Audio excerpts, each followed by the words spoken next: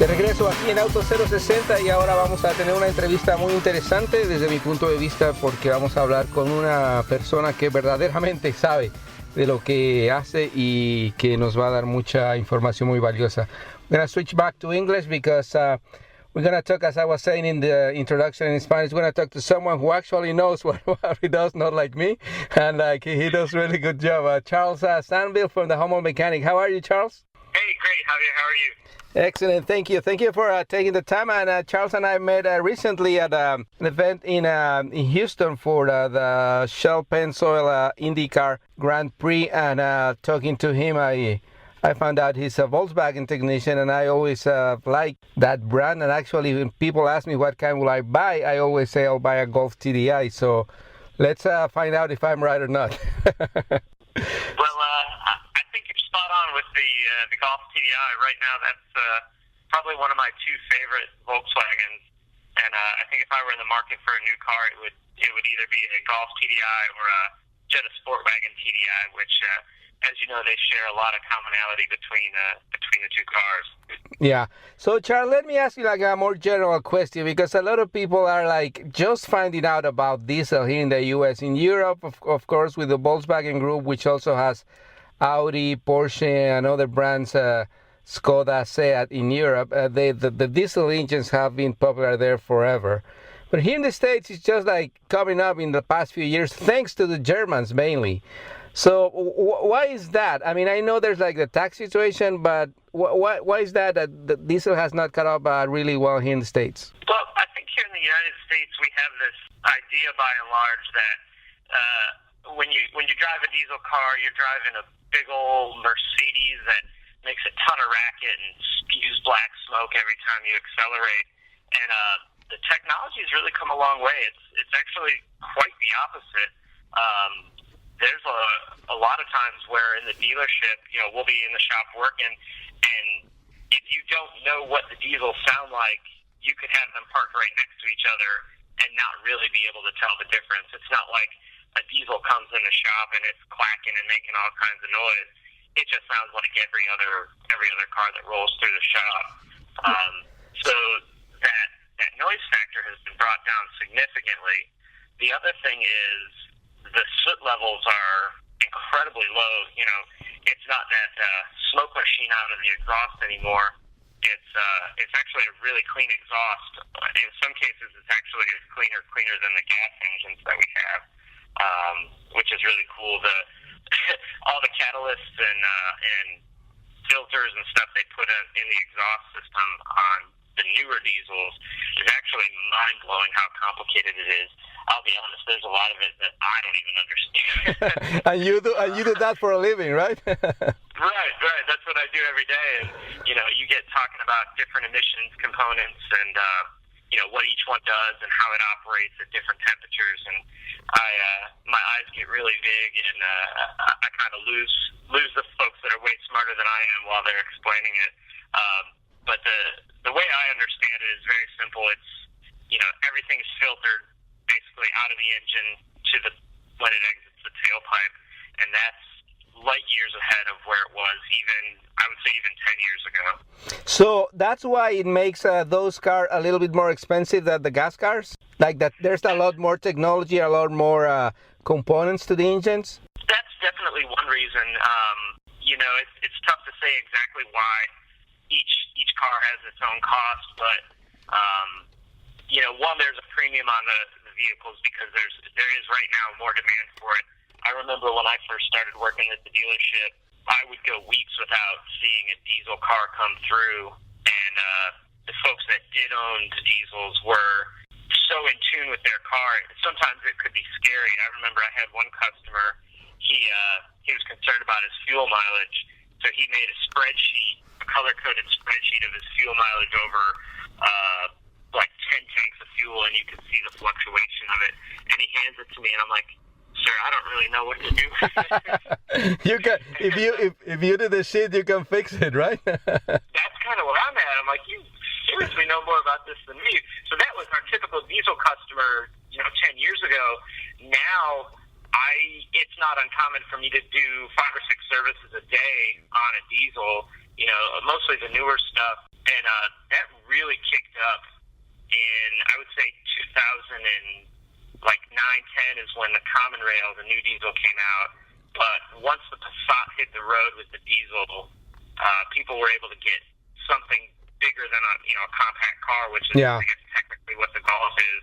So they could buy a mid-sized family sedan with a ton of power and incredible fuel mileage, and that really put a ton of Volkswagen diesels out on the road. Yeah, there was a recent list of the greenest 2014 cars, and to the surprise of me and other people, I guess, half of them were diesels, and then there were 3 hybrids and a couple of, I think, the Leaf and the Bolt electric cars. So there's also more awareness in the media, in the consumers, and all of that, right? Right.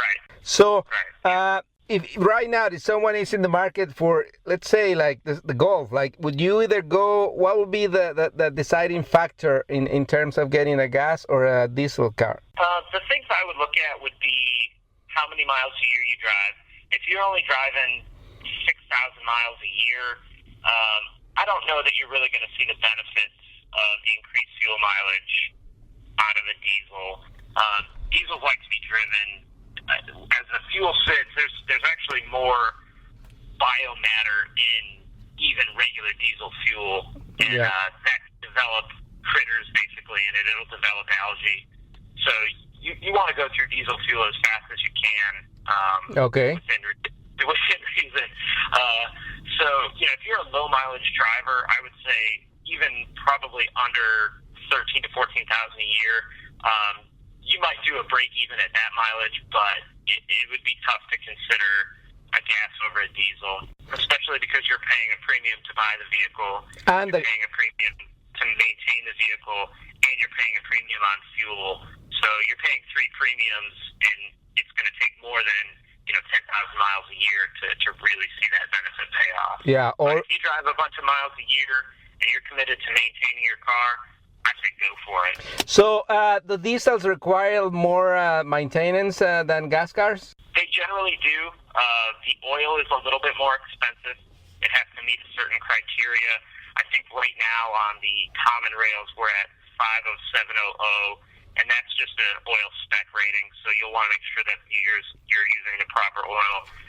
They also have a more consistent fuel filter replacement, and that's averages 20,000 miles. So it's not 100% more you're spending on maintenance, but spending 20% more on maintenance and not putting very much miles on your car and paying a premium on fuel definitely takes away all those really cool benefits of buying a diesel. So I guess for people who are green conscious and all that, I think in that case, if you don't drive that many miles, a hybrid will be a better option, no? I absolutely agree.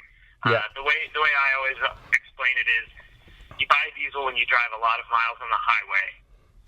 Okay. You buy most hybrids when you drive a moderate amount around town or in the city, and then when you do, what would be a mixture of driving like what I do, you can really get good fuel economy out of most new gas engines.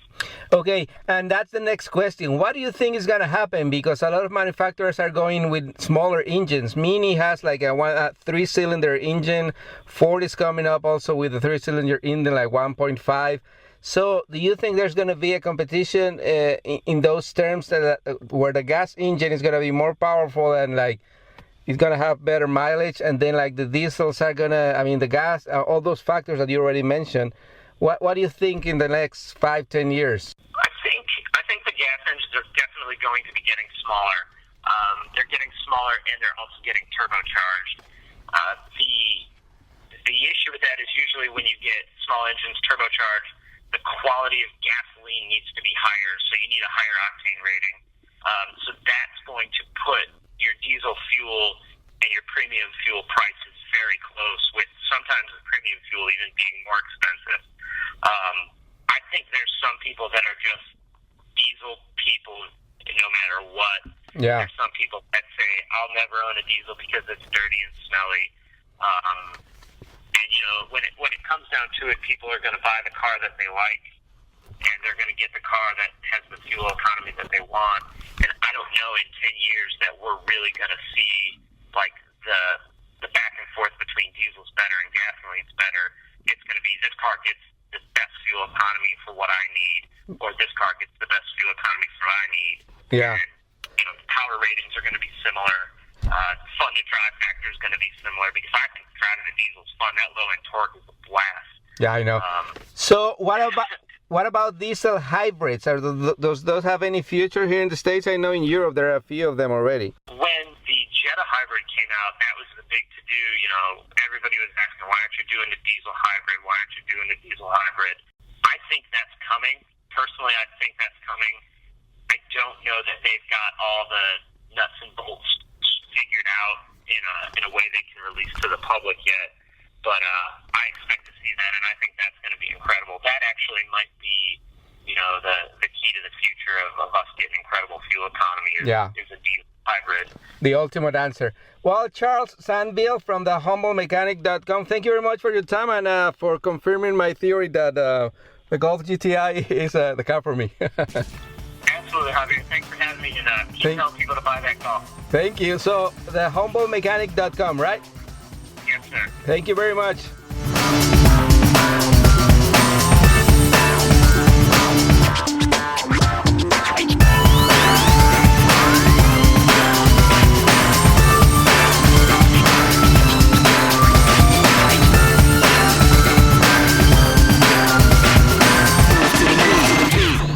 Este programa fue una producción de National Latino Broadcasting.